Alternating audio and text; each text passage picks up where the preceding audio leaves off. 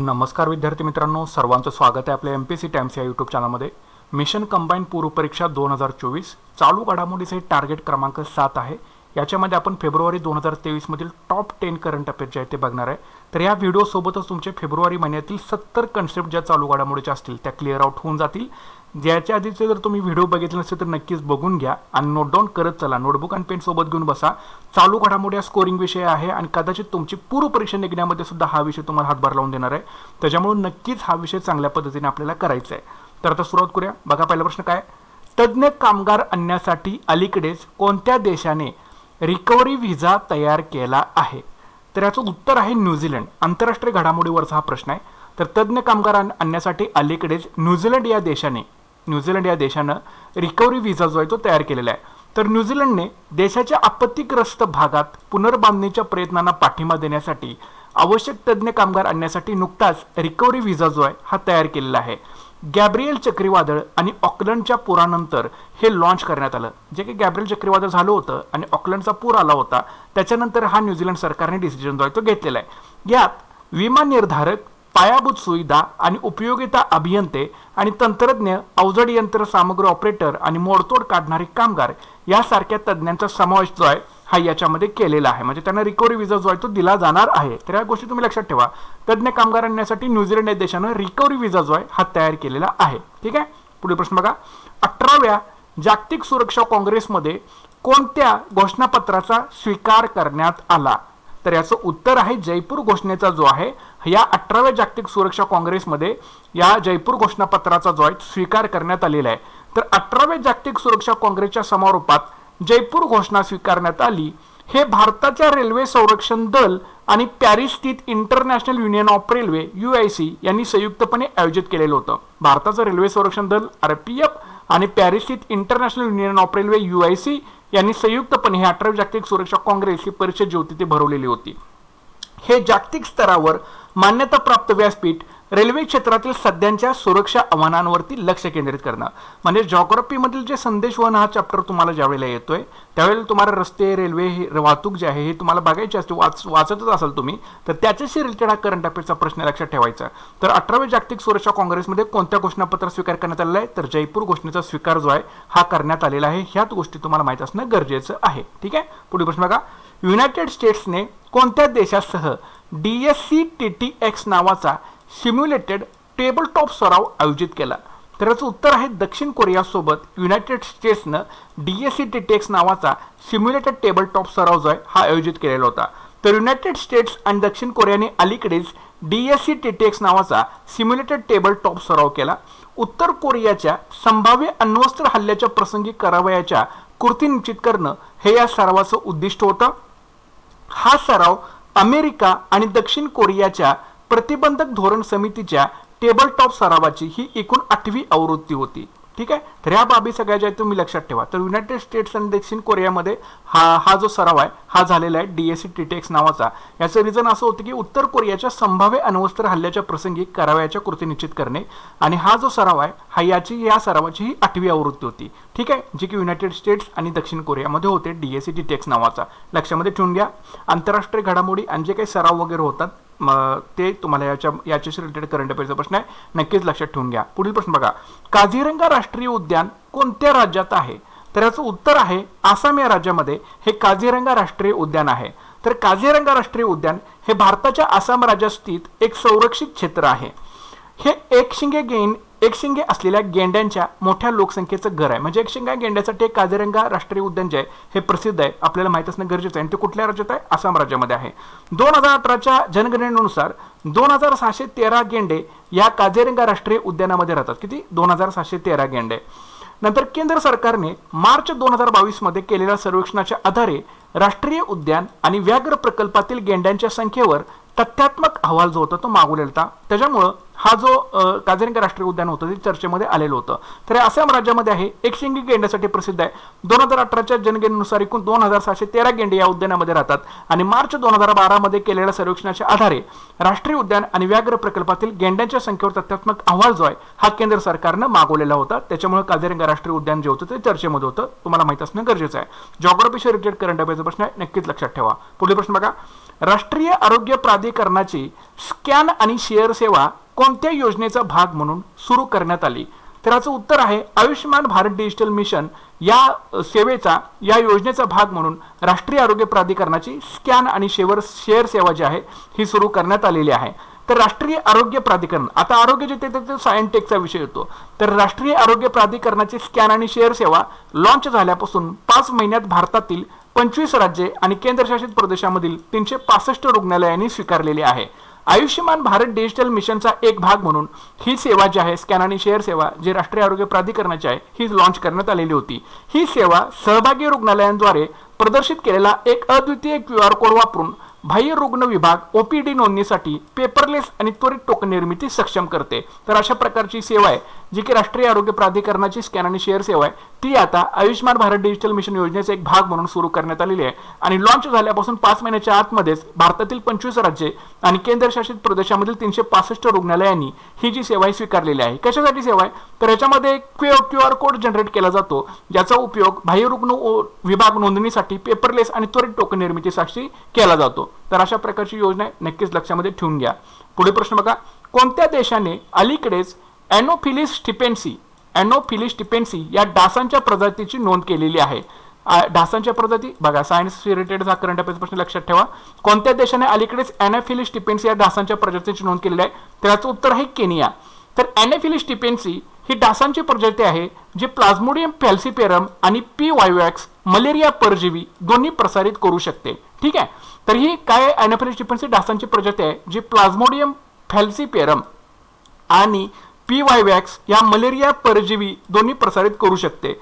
अलीकडेच केनियाने या प्रजातीची नोंद केली, त्यामुळे या वेक्टरच्या आक्रमणाची तक्रार करणारा हा आफ्रिकेतील 6वा आणि नवीनतम जो आहे तो देश बनलेला आहे. म्हणजे ऑलरेडी आहे त्याच्यामध्ये, पण हा 6वा देश जो आहे तो केनिया बनलेला आहे की ज्याच्यामध्ये हा एनोफिलिस स्टिपेन्सी या डासांची प्रजाती जी आहे ही आढळून आली आहे, जी की मलेरिया परजीवी जे आहे ते दोन्ही प्रसारित करण्यासाठी सक्षम आहे. ठीक आहे, तर लक्षामध्ये ठेवून घ्या. ही प्रजाती शहरी भागात चांगल्या प्रकारे अनुकूल आहे आणि पूर्व आफ्रिकेच्या काही भागासह नवीन प्रदेशामध्ये पसरत आहे. म्हणजे शहरी भागासाठी ही प्रजाती जी आहे ती अनुकूल आहे, म्हणजे याची प्रजाती जी आहे ती वाढत आहे एनोफिलिस स्टिपेन्सी नावाची. ठीक आहे, तर ही काय करू शकते की जी प्लाझ्मोडियम फॅल्सिपेरम आणि P. वायवॅक्स आहे, ज्याच्यामुळे जो मलेरिया होतो या परजीवीमुळे, तर हे दोन्हींचं प्रसारण जे आहे या एनोफिलिस स्टिपेन्सी डासांच्यामुळे होऊ शकतं. आणि असा तक्रार करणारा जो आहे हा केनिया जो आहे तो 6वा देश आहे की आमच्या देशामध्ये हे एनोफिलिस स्टिपेन्सी डासांची प्रजाती जी आहे ती आढळून आलेली आहे. तर अशा गोष्टी तुम्हाला याच्यामध्ये लक्षात ठेवणं गरजेचं आहे.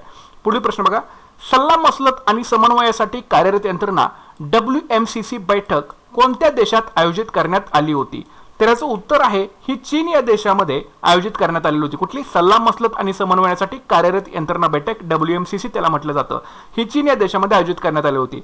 तर भारत चीन बॉर्डर अफेअर्स, ओके, आता WMCC म्हणजे काय? भारत चीन बॉर्डर अफेअर्स. ठीक आहे, तर वरील सल्लामसलत आणि समन्वयासाठी कार्यरत यंत्रणा म्हणजे WMCC भारत आणि चीन यांच्यातील 2012च्या कराराचा परिणाम म्हणून स्थापित करण्यात आलेली होती. बघा, 2012चा जो करार झाला होता भारत आणि चीनमध्ये, या कराराचा परिणाम म्हणून ही भारत चीन बॉर्डर अफेअर्स वरील सल्लामसलत आणि समन्वयासाठी कार्यरत यंत्रणा म्हणजे WMCC होती स्थापन झाली होती. जिचा उद्देश काय?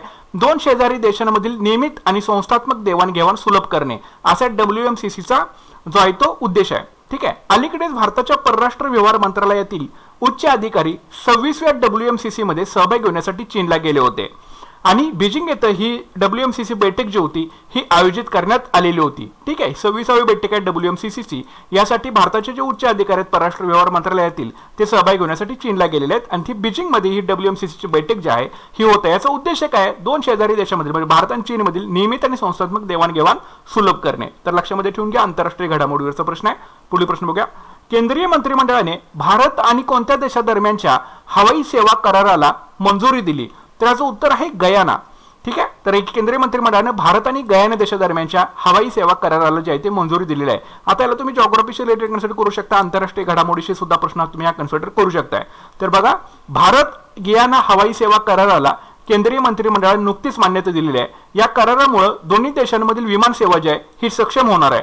2012च्या जनगणनेनुसार गयानामधील लोकसंख्येच्या सुमारे 40% लोक हे भारतीय आहेत. भारत आणि गयाना हे दोन्ही देश आंतरराष्ट्रीय नागरी विमान वाहतूक करारावर स्वाक्षरी करणारे आहेत. भारताने जवळपास 100 देशांशी हवाई सेवा करार जे आहेत ते केलेले आहेत. ठीक आहे, सॉरी 110 देशांशी जे आहेत या भारतानं जवळपास हवाई करार जे आहेत सेवा करार जे आहेत ते केलेले आहेत. ठीक आहे, तर केंद्रीय मंत्रिमंडळाने भारत आणि कोणत्या देशादरम्यानच्या हवाई सेवा करायला मंजुरी दिली? उत्तर असणार आहे गयाना. ठीक आहे, आणि 2012च्या जनगणनेनुसार गयानामधील लोकसंख्येचे सुमारे 40% लोक जे आहेत हे भारतीय आहेत असं आपल्याला दिसून येतं. आणि भारत आणि गयाना या दोन्ही देशांनी आंतरराष्ट्रीय नागरी विमान वाहतूक करारावर स्वाक्षरी केलेली आहे आणि भारताने जवळपास 110 देशांशी हवाई सेवा करार जो आहे हा केलेला आहे. आणि या करारामुळे या भारत आणि गयानामधील विमान सेवा जी आहे ही सक्षम होणार आहे. तर या गोष्टी तुम्हाला याच्यामध्ये लक्षात ठेवणं गरजेचं आहे. पुढील प्रश्न बघा, कोणत्या देशाने कमर्शियल आर्म ट्रान्सफर म्हणजे कॅट पॉलिसी सुरू केलेली आहे? तर याचं उत्तर आहे USA म्हणजे अमेरिका या देशाने कमर्शियल आर्म ट्रान्सफर पॉलिसी जी आहे ही सुरू केलेली आहे. आंतरराष्ट्रीय घडामोडीवरचा प्रश्न आहे.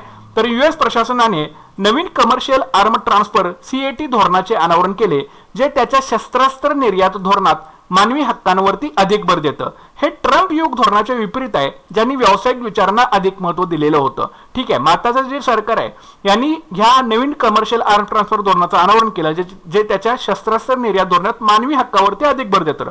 मात्र ज्यावेळी ट्रम्प सरकार होतं ते युग जे होतं ते या धोरणाच्या विपरीत होतं. त्यांनी व्यावसायिक विचारांना अधिक महत्त्व जे होतं ते दिलेलं होतं. नवीन धोरणामध्ये सरकार शस्त्रे हस्तांतरण, सुरक्षा सहाय्य आणि विविध सरकारी विभागांद्वारे देखरेख केलेल्या US मूळच्या लष्करी उपकरणांच्या परवानाकृत व्यावसायिक विक्रीचा आढावा समाविष्ट आहे. तर या धोरणामध्ये काय समाविष्ट आहे? सरकार शस्त्रे हस्तांतरण, सुरक्षा सहाय्य आणि विविध सरकारी विभागांद्वारे देखरेख केलेल्या US मूळच्या लष्करी उपकरणांच्या परवानाकृत व्यावसायिक विक्रीचा आढावा घेणं हे या धोरणामध्ये समाविष्ट आहे. तर कोणत्या देशाने कमर्शियल आर्म ट्रान्सफर पॉलिसी सुरू केली? उत्तर आहे USA. पुढील प्रश्न बघा, कोणत्या रोगाने ग्रस्त झालेल्या इम्युनोस्प्रेस झालेल्या लोकांमध्ये एमपॉक्स व्हायरसचा गंभीर प्रकार आढळून आलेला आहे? सायन्सशी रिलेटेड करंट अफेअरचा प्रश्न लक्षात ठेवा. तर कोणत्या रोगाने ग्रस्त इम्युनोस्प्रेस झालेल्या लोकांमध्ये एमपॉक्स व्हायरसचा गंभीर प्रकार आढळून आलेला आहे? तर याचं उत्तर आहे HIV. ठीक आहे, तर बघूया. एमपॉक्स विषाणू हा एक आर्थोपॉक्स विषाणू आहे, ज्यामुळे मंकी पॉक्स किंवा एमपॉक्स होतो. एमपॉक्स म्हणजे काय? मंकी पॉक्स किंवा एमपॉक्स होतो. एक रोग ज्यामध्ये चेचक सारखी लक्षणे असतात परंतु कमी गंभीर प्रकारचे दिसून येतात. हा रोगकारक 15% प्रभावित लोकांमध्ये प्राणघातक आहे आणि तो मुख्यत्वे आफ्रिकेपर्यंत मर्यादित होता. HIVच्या प्रगत अवस्थेत राहणाऱ्या इम्युनोस्प्रेड लोकांमध्ये या विषाणूचं गंभीर स्वरूप जे आहे हे आढळून आलेलं आहे, एमपॉक्सचं. लक्षात ठेवायचं आहे. तर कोणत्या रोगाने ग्रस्त इम्युनोस्प्रेड झालेल्या लोकांमध्ये एमपॉक्स व्हायरसचा गंभीर प्रकार आढळून आलेला आहे? तर तो HIV मध्ये आढळून आलेला आहे. ठीक आहे, याच्यामध्ये चेचक सारखी लक्षणे असतात परंतु ते गंभीर स्वरूपाचे असतात. हा रोगकारक 15% लोकांना प्रभावित करतो, जो की अतिशय प्राणघातक असतो आणि तो मुख्यत्वे आफ्रिकेपर्यंतच मर्यादित होता. HIVच्या प्रगत अवस्थेमध्ये राहणाऱ्या इम्युनोस्प्रेड लोकांमध्ये, HIVची प्रगत अवस्था इम्युनोस्प्रेड नावाची, ह्या लोकांमध्ये या विषाणूचं गंभीर स्वरूप जे आहे ते आढळून आलेलं आहे. कुठलं? एमपॉक्स विषाणू, एमपॉक्स व्हायरस. लक्षात ठेवायचं आहे. ठीक आहे, नंतर अशा प्रकारचे 10 प्रश्न झाले. आता आपण रिकॅप करून घ्या पटकन. तज्ञ कामगार आणण्यासाठी अलीकडेच कोणत्या देशाने रिकव्हरी व्हिसा तयार केलेला आहे? उत्तर आहे न्यूझीलंड. 18व्या जागतिक सुरक्षा काँग्रेसमध्ये कोणत्या घोषणापत्राचा स्वीकार करण्यात आला? उत्तर आहे जयपूर घोषणा. युनायटेड स्टेट्सने कोणत्या देशासह DAC-TTX नावाचा सिम्युलेटेड टेबल टॉप सराव आयोजित केलेला होता? उत्तर आहे दक्षिण कोरिया. काझीरंगा राष्ट्रीय उद्यान कोणत्या राज्यात आहे? उत्तर आहे आसाम. राष्ट्रीय आरोग्य प्राधिकरणाची स्कॅन आणि शेअर सेवा कोणत्या योजनेचा भाग म्हणून सुरू करण्यात आली? उत्तर आहे आयुष्मान भारत डिजिटल मिशन. कोणत्या देशाने अलीकडेच अॅनोफिलिस टिपेन्सी या डासांच्या प्रजातीची नोंद केलेली आहे? उत्तर आहे केनिया.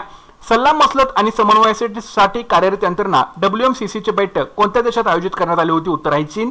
केंद्रीय मंत्रिमंडळाने भारत आणि कोणत्या देशादरम्यानच्या हवाई सेवा कराराला मंजुरी दिली? उत्तर आहे गयाना. कोणत्या देशाने कमर्शियल आर्म ट्रान्सफर पॉलिसी सुरू केली? उत्तर आहे USA, अमेरिका. कोणत्या देशाने ग्रस्त इम्युनोस्प्रेड झालेल्या लोकांमध्ये एमपॉक्स व्हायरसचा गंभीर प्रकार आढळून आलेला आहे? उत्तर आहे HIV. ठीक आहे, तर अशा प्रकारचे 10 प्रश्न, त्याचं विश्लेषण आणि हा रिकॅप थोडक्यामध्ये आपण जो आहे तो बघितलेला आहे. नक्कीच तुम्ही व्हिडिओ 2 ते 3 वेळा रिवाइज करून ऐका. जर तुम्ही नवीन असाल चॅनलवरती तर चॅनलला नक्की सबस्क्राईब करून घ्या. पाठीमागचे झालेले सगळे लेक्चर्स बघत चला. डे टू डे जे व्हिडिओ अपलोड होतात ते नक्कीच तुम्ही बघत चला. नंतर बॅकलॉग राहून जाईल. नंतर तुमचा अभ्यास थोडासा पाठीमागे राहण्याची शक्यता असते. त्याच्यामुळे दररोज होणार स्टेप बाय स्टेप हळूहळू करा, पण कॉन्सन्ट्रेटेड देऊन नक्कीच सगळे व्हिडिओ तुम्ही बघत चला. जर नक्कीच चॅनलवरती नवीन असाल चॅनलला सबस्क्राईब करून घ्या, व्हिडिओला लाईक करा आणि शेअर करा, अजिबात विसरू नका. तर भेटूया पुढच्या लेक्चरमध्ये. Thanks for watching guys and all the best.